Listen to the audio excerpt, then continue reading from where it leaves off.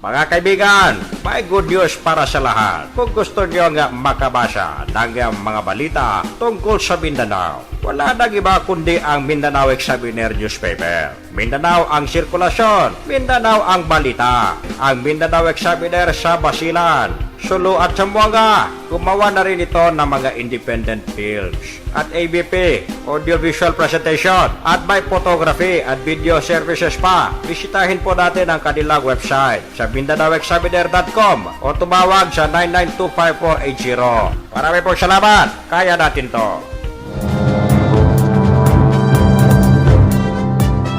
At ito po niyang balingkod, Alasinto. Nagsasabing isang mainit na hapon. Wala nang bagyo.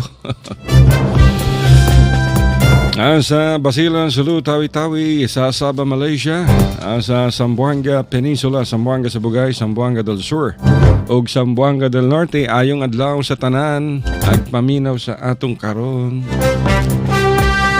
Kanina nawala tayo sa ere, grabe itong Samselco, bulok talaga. Itong Zamboanga City Electric Cooperative, mga kaibigan, nag-blackout, naku po. 20 minutes. Imagine, kung hindi bumaba yung kuryente, daloy ng kuryente. Kung hindi mababa yung voltahe na binibigay ng Samselco, blackout. Grabe. Kaya itong Zamboanga City Electric Cooperative, mga kaibigan, halos mabankrupt na. Alam nyo ba, utang, at mga members cooperative, members ng cooperative na Samselco, ang utang ng Samselco mahigit 1 bilyon, more than 1 billion. Grabe, di ba? Ang systems loss magkano sa billing na tinatanggap namin? Ako, kinukumpit ko siguro mahigit 20% ang systems loss. Dapat to mga nasa ano lang. Nasa dapat ang allowed sa batas mga 13% lamang. At yung 13% ang nagbabayad niyan tayo, mga consumers ng kuryente, ng bulok na Samselco. Tapos ngayon nagkukumahog ang Samselco para magkaroon ng bidding. Itong investment management contract. Ibig sabihin nito naghihintay ang Samselco ng bagong pondo mula sa korporasyon o kung sino mang interesado na patakbuhin ng Samselco. At kailangan niyan may pera kung sino man ang papatakbo niyan. Ang pagkakaalam natin yung Manila Electric Company at yung Aboitiz. Ayaw namin sa Aboitiz, mga kaibigan. Itong Aboitiz kasi meron silang dirty coal-fired power plant. At lutong Macau tayo dyan. Pag Aboitiz ang humawak niyan, pag every time na magkaroon ng problema, kakulangan sa kuryente, sasabihin ng Aboitiz, dito kayo sa amin bumili ng kuryente. O, di ba? Lutong Macau. Kaya yan ang problema. Imagine, mahigit sa 1 bilyon ang utang ng Samselco. Grabe. Ang problema dyan yung mga managers na umupo in the past. Pati na rin yung mga board of directors. Anong ginagawa nila? Hindi nga nila masingil yung mga utang ng mga malaking kumpanyang hindi nagbabayad, pati mga maliliit. Kaya nagkaka-leche-leche ang Samselco. Imagine, mga kaibigan.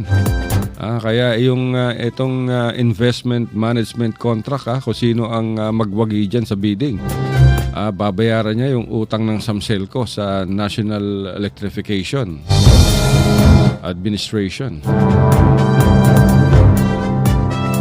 And then, sisiguraduhin niyang magiging maganda ang takbo ng Samselco. Kung gusto niyo maging maganda ang takbo ng Samselco, tanggalin niyo lahat ng board of directors. Lahat! Dahil kung magaling ang board of directors, sana hindi ganito problema ng Samselco. Ang dadahilan nila, hindi kasi nung kami na ang umupo dito, nandiyan na yung problema. Kaya nga kayo umupo, anong ginagawa niyong solusyon? Kung wala kayong magawang solusyon, so ba't nandiyan pa kayo?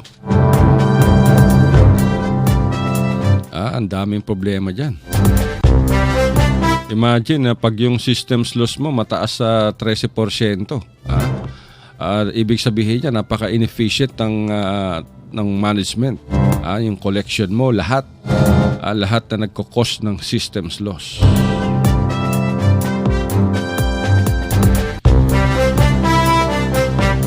At ang ginagawa naman ng mga managers, utang dito, utang doon. Ako, para matapalan yung kakulangan sa pondo ng Samselco. Wala namang ibang source of income ang Samselco, mga kaibigan, kundi ang mangolekta ng bayad sa kuryente. Pakadali lang nito, mga kaibigan. Bawat kailangan talaga enforce mo yung disconnection ng mga delinquent accounts ng Samselco. Kasama na dyan yung mga empleyado ng Samselco at mga opisyal na may mga utang sa kuryente. At 2 buwan lang, di ba? 2 buwan lang ang binibigay na palugit ng Samselco. Pero maraming mga kumpanya dyan, maraming mga malalaking kumpanya ang may mga utang. Yung City Hall, magkano ba utang ng Zamboanga City Hall? Yung Recom, magkano ba utang ng Recom? Itong Western Mindanao Command, magkano ba utang ng Western Mindanao Command? Yung mga canning factories, updated ba sila? So yan ang mga katanungan dyan, mga kaibigan. Gusto nating malaman yung records. Ang problema dito sa Samselco, ayaw nilang ibigay sa media itong mga listahan ng mga delinquent customers. Lalo-lalo na yung malalaki, yung mga kumpanya, mga korporasyon. Ayan ang dapat nating makita, mga kaibigan. Upang maisapubliko natin na itong korporasyon na to, ang laki-laking kumpanya, ang laki-laki rin ng utang sa Samselco at hirap na hirap magbayad. O kaya itong kampo ng militar, ang laki-laki ng kampo, ang dami-dami nilang MOOE, pero ang laki rin ng utang nila. Bakit nagkakapatong-patong yan? Yung Zamboanga City Hall ba, updated na ba sa pagbabayad? Diba? Dahil hanggang merong delinquent payers yan, talagang problema ang systems loss. At sa mga household naman, bayaran natin yung ating utang sa kuryente. Dahil pag hindi kayo nagbayad ng utang, nakakadagdag sa problema yan. Yung book of accounts sa accounting department yan, nagkakaproblema yung 30 days, current, 30 days, 30 to 60 days, 60 to 90 days, 90 days to 120 days, over 120 days, naku po. Kaya dapat bayaran natin yung ating utang. Ang masakit lang nito, kung ang mga ordinaryong mamamayan hindi nakabayad ng utang, 2 buwan, putol kaagad. Pero kung malalaking kumpanya yan, kasi hoda. Tapos yung mga metro niyan ay nasa loob pa ng pabrika, naku po. Dapat alamin natin sa Samselco kung sino-sino itong mga pabrika na yung metro nila ay nasa loob ng kanilang pabrika. Hindi pwede yan. Baka may mga milagro dyan. Di ba? Dyan lang sa may Tetuan, dami yung dyan . Imagine, meron akong alam na isang bahay dyan sa Alfaro. Walang kontador. May 2 aircon, merong split type aircon, meron pang window type aircon. Magkano lang ang binabayad bawat buwan? Wala pang 500. Dahil wala daw kontador. Bakit walang kontador? Ang pagkakaalam ko sa bahay na yan, talagang dati illegal connection yan . Nung may nagreklamong kapitbahay, nagkukumahog yung kapatid ng may-ari ng bahay, umakyat sa bubungan.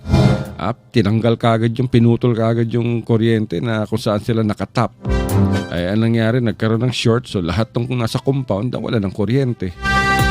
Alam nyo, yung bahay na yan, mapera dahil meron yung may-ari niyan, meron pang resort .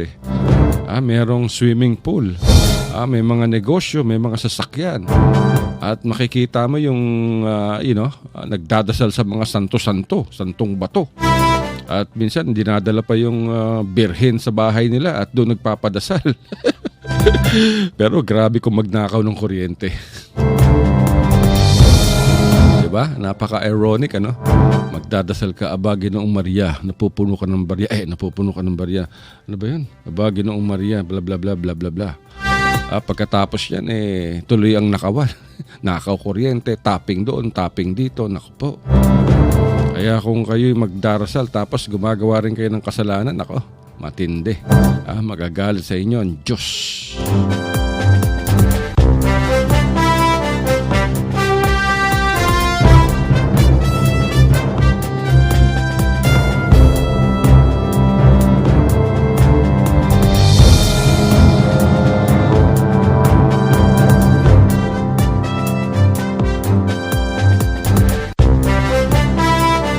Bueno mga kaibigan, may pumasok sa ating report from the Philippine National Police.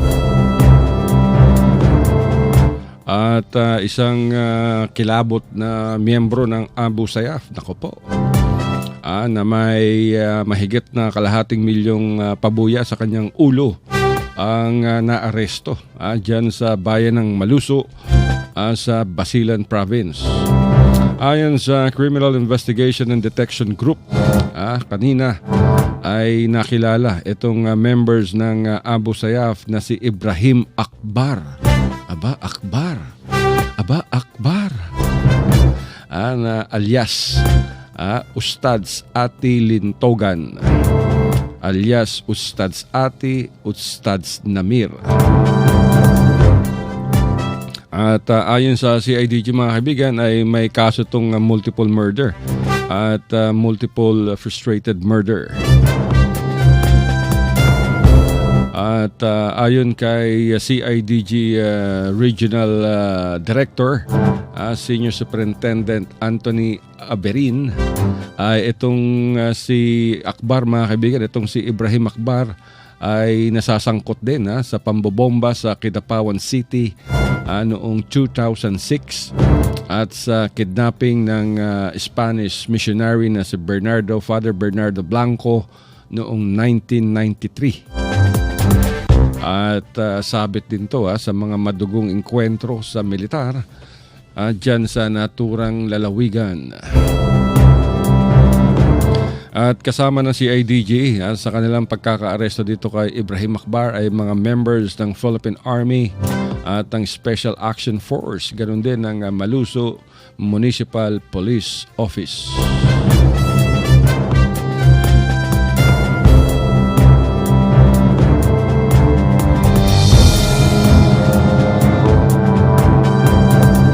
So yan mga kaibigan, isang panibagong Abu Sayyaf na naman ang nahuli ng pinagting na kumpanya ng ating pamahalaan.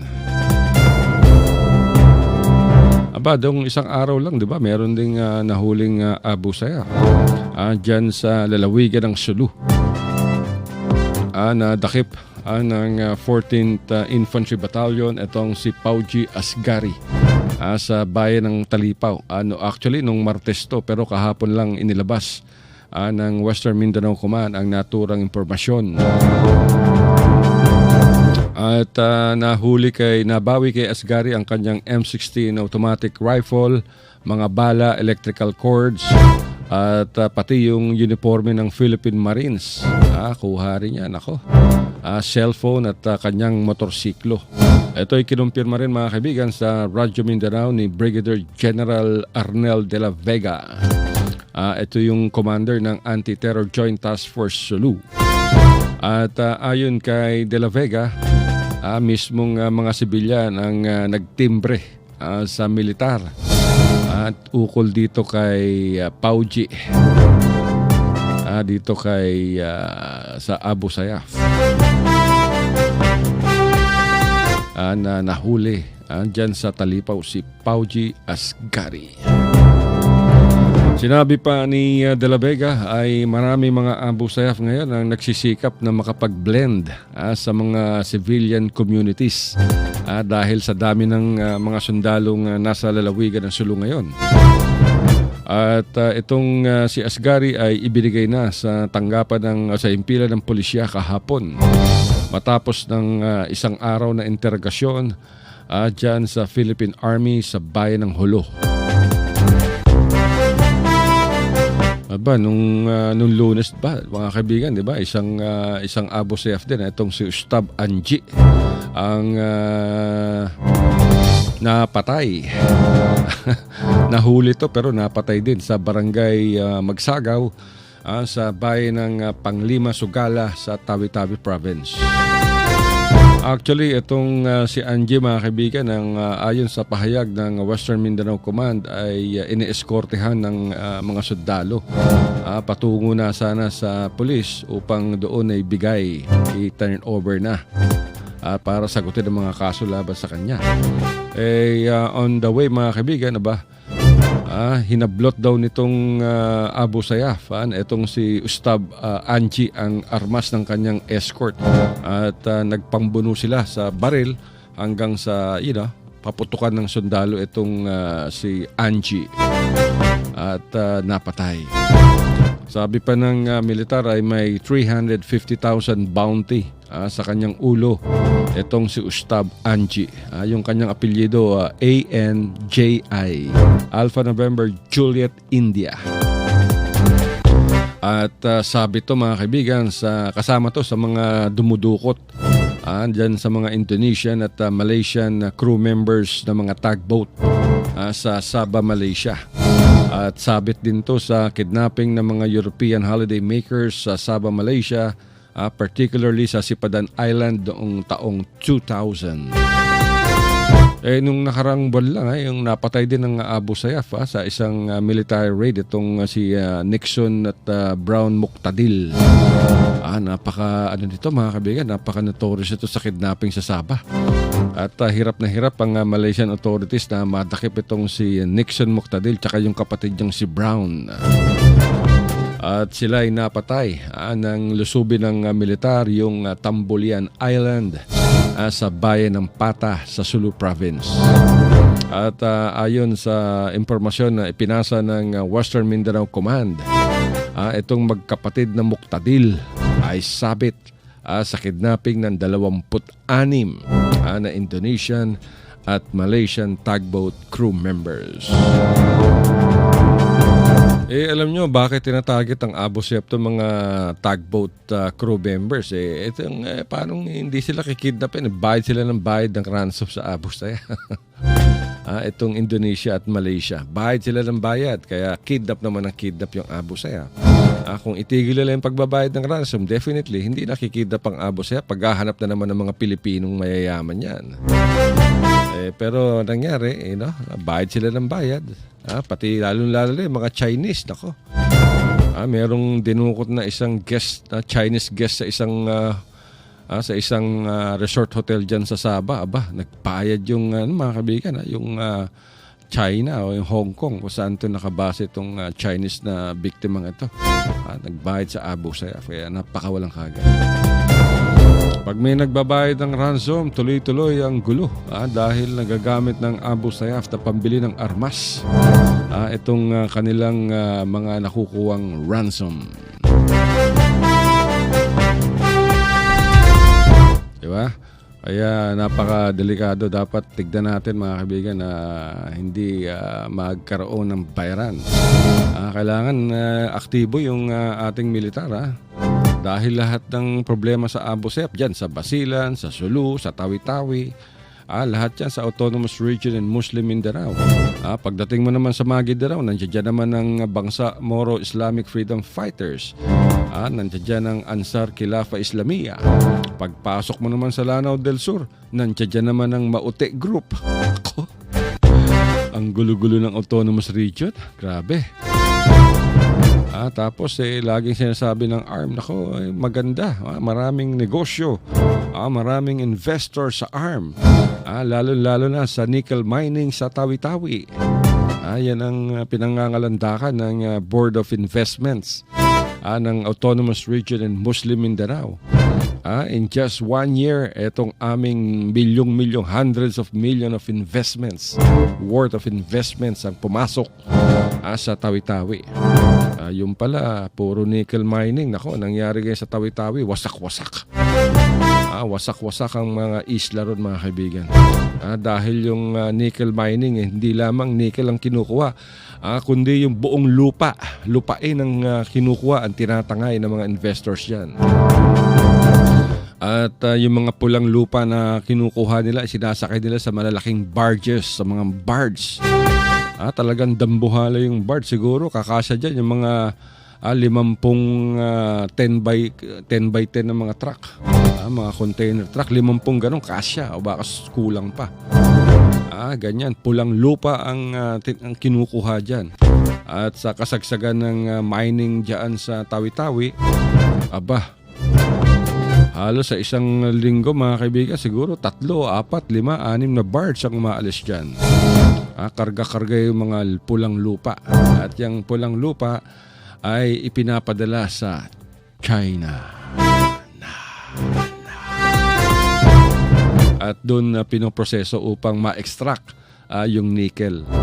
Hindi lang natin alam kung ilang porsyento ng mga nickel mining resources ang napupunta sa Pilipinas upang i-process.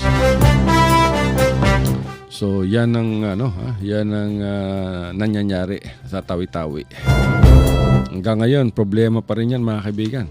Maraming taga-Tawi-Tawi ang nananawagan kay Manay Gina Lopez, ng Secretary ng Department of Environment and Natural Resources, na sana'y magtungo o magpunta sa Tawi-Tawi upang tignan ang sitwasyon nitong mga nickel miners. Pagkakaalam natin dito mga kaibigan, nagkaroon na ng temporary stop itong mining dyan sa Tawi-Tawi, dahil mula nang umupo si Manay Gina, dami nang natakot. Yung may-ari ng mga negosyong minahan dyan sa Tawi-Tawi, meron akong alam siguro, yung mga chinichismis sa akin, mga politiko. Hindi lamang politiko mula Tawi-Tawi, politiko mula ARM, meron pang politiko mula sa Maynila. Grabe. Kaya ang kapalit ng investments sa nickel mining sa Tawi-Tawi yung kalikasan. May ongoing audit ngayon itong si Manay Gina sa lahat ng mga mining areas.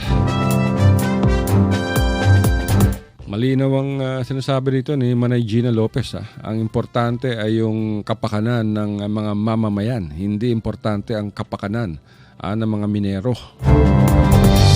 Dyan lang sa Zamboanga del Norte, nako, itong TVI Resources Philippines, TVIRD, TVI Resource Philippines Development Philippines Inc.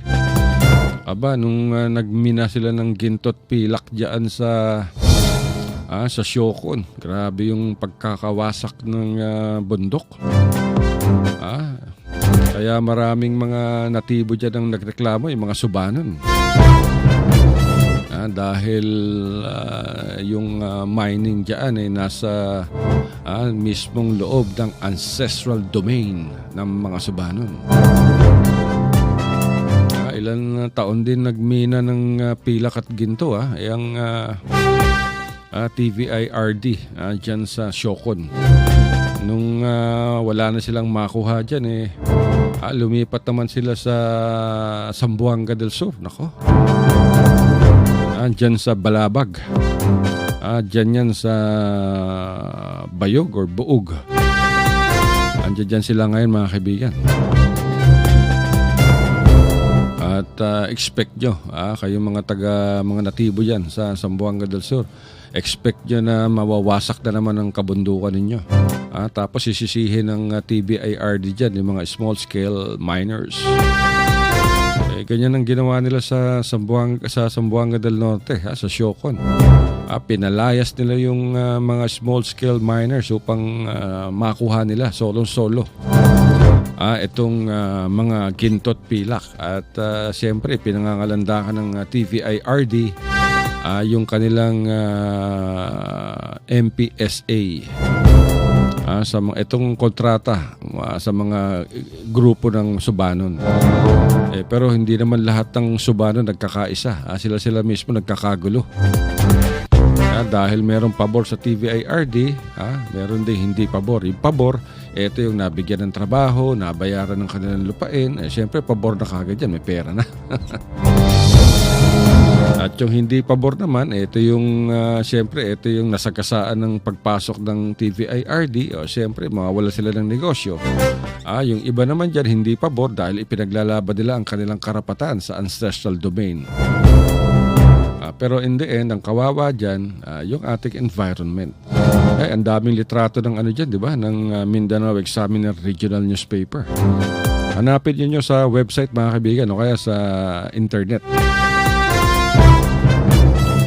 Itong TVIRD o kaya Shocon Mining, Kama, Zamboanga del Norte, o kaya Mindanao Examiner, Shocon Mining, and then i-search nyo sa images, lalabas lahat yan. Talagang wasak, as in wasak. Yung ibabaw ng bundok napatag na nung umalis ang TVI dyan, iniwan nila lahat ng kanilang basura dyan. So, yun ang problema. Naiwan yung mga mine tailings, yung mga hazardous chemicals. Dahil, alam nyo mga kaibigan, bago ka makapag-extract ng ginto sa mga bato, ginigiling yan. Pupunta yan sa ball mill na tinatawag. At dudurugin yan dahil umiikot na mabilis yan, dinudurog ang mga bato. Yung mga batong yan, laki ng mga kamao yan At pag nadurog na yan, saka nahahaluan ng chemical yan, cyanide. Yan ang ginagamit. Lason yan, mga kaibigan. At siyempre, ang cyanide na yan, yan ang nag-extract sa mineral o sa gold mula sa lupa o mula sa bato. At ang masakit yan, yung cyanide na yan, pag hinuhugasan yan, napupunta yan. It seeps through the mountains, sa rivers, sa lake. Yun ang problema. Kaya meron kayo makikita mga lawa dyan, iba ang kulay. So, kung si Bishop Mangiran, nawala na sa kanyang pagiging aktibo laban dyan sa mining sa Zamboanga. Matanda na kasi si Bishop Mangiran. So, tignan natin. Itong panunungkulan ni Manay Gina, wini-welcome to ng mga environmentalist, mga kaibigan.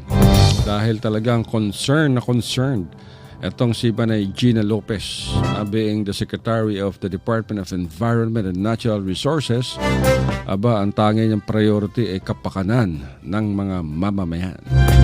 Ayan din ang sinabi ni Tatay Digong. Sabi niya, wala akong pakialam, malis kayo, mag-shutdown kayo, basta huwag nyo lang sirain ng kalikasan at maapektuhan ng mga tao.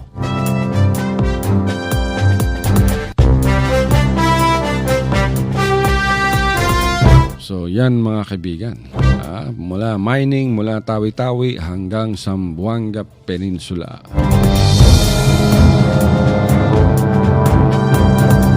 Ay, grabe pala Meron akong nakuha ang chismis. Chismis sa akin ng isang bureau chief ng Mindanao Examiner Regional Newspaper.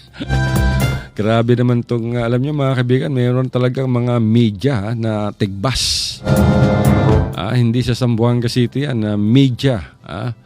Mga di umano'y members ng media mula sa probinsya, sa ibang lugar. Imagine, nakakaabot ng Zamboanga o makakaabot ng Sulu. At para lang mag-cover kunyari. Grabe to mga animal na mga kawani ng media, pati mababait at talagang nagsisikap ng mga media original, legitimate media members nadadamay tuloy. Alam nyo, ang chismis sa akin meron daw, itong mga media, members ng media, binuntutan yung isang mayor ng Sulu Province dahil meron silang ginawang summit o kaya forum, roadshow ukol dito sa isinusulong ni Tatay Digong Duterte na federalismo. Itong mga tigbas media mula sa mga ibang probinsya nagkukumahog humabol dahil para makwartahan yung mayor. Ang chismis sa akin yung si mayor nagbigay ng 7,500 sa isang reporter, di umano. At nagbigay din ng pera sa iba pang mga reporter na tigbas. Ang pagkakaalam ko rito, nasa 5 yata sila. Imagine nung sumama na sa Sulu, yung isa, sabi ni Mayor, asan yung mga balita? Walang lumabas na balita. Isang balita? Wala. Nakuha na yung mga pera. Isang balita talaga? Wala. Kahit hinanap ni Mayor sa internet, wala talaga makita. Di sabi nung kaibigan nung nag-chismis sa atin, tinawagan niya raw yung isang reporter. Binigyan ka ng 7.5. Bakit walang lumabas na balita? Ang sagot sa kanya, kulang pa. Bigay pa kayo ng 5,000 para may lumabas. Reklamo naman si Bear. Isa pang reporter, asan yung balita tungkol dito sa kinover nyo? Sagot ng reporter, nilagay ko na sa vlog ko. Yung vlog niya, wala yata nagbabasa sa vlog niya. Pati yung sentence construction, pati yung mga grammar, mali-mali. Naku po, nag-media ka pa. Yung isa naman, tinanong, asan yung balitang ginawa mo? Nag-cover ka rin, tsaka yung mga litrato. Sagot naman ng isang reporter, nilagay ko sa Facebook account ko. Ay, goodness. Grabe ka, tigbas. Uy. Yung isa naman, binigyan din.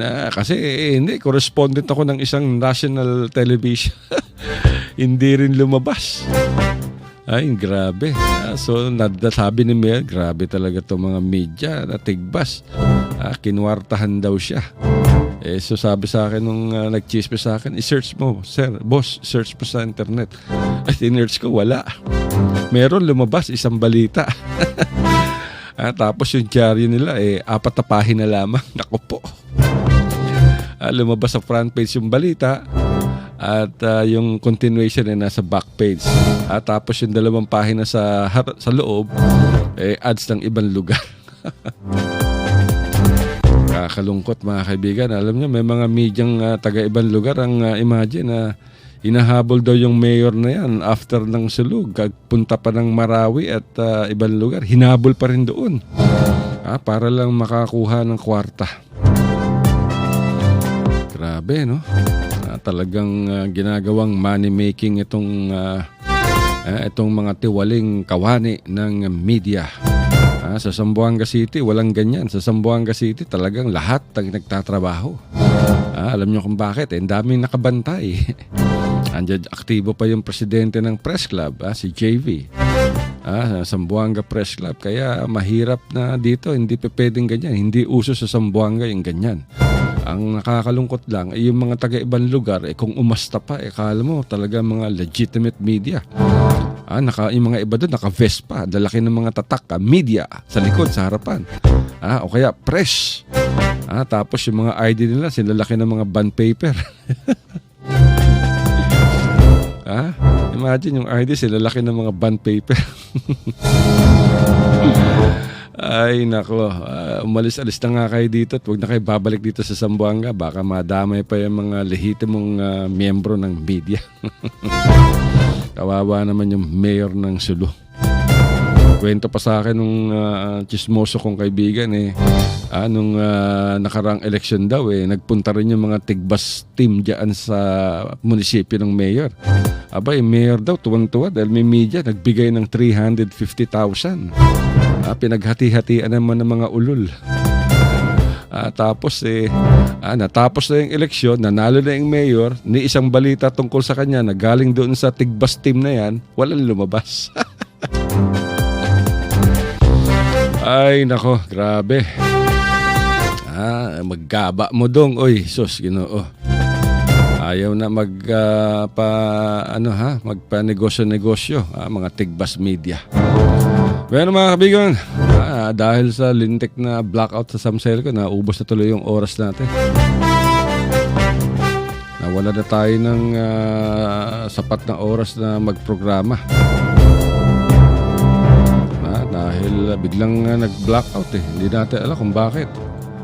Bigla na lang nawala. Hindi pa tayo nagtatagal yung ating pagkakaupo blackout na. 20 minutes yung nalaga sa atin. Bueno mga kaibigan, hanggang bukas-bukas na lang ulit tayo magsama-sama. At wala na tayong oras. Laki na ng mata ng aming technical director dito tsaka yung PA namin. Hindi lang mata malaki, pati butas ng ilong nakatitig na sa akin. No? Hindi naman ang didilat yung mata. Dilat siyang mata. Wala siyang regalo sa Paskong t-shirt. Bueno mga kaibigan, hanggang sa susunod na bukas at talagang wala na kaming oras.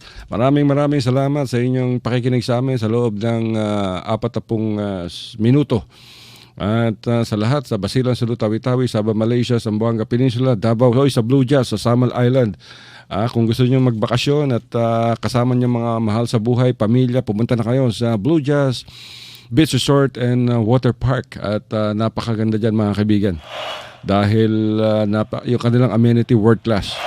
Dyan yan sa Samal Island, 10 minutes lang mula sa Davao City. Tawagan nyo sila sa 082-284-2000 upang magpa-reserve kayo ng room. Meron sila mga nipa huts, laki-laki ng kanilang pool, swimming pools with slide. O kaya maaari nyo silang i-text sa 0998-967-8001 up to 8005. Ulitin natin. 0998-967-8001 up to 8005. Maraming salamat. Yung aming sponsor, ang Mindanao Examiner Regional Newspaper. Good afternoon sa mga boss natin dyan. Ito po ang inyong abang lingkod, ang Chismoso Alasinto, nagsasabing isang napakagandang hapon. Thank you very much for listening sa ating programa sa Radyo Mindanao. Hanggang bukas, I love you, Mama Chup Chup.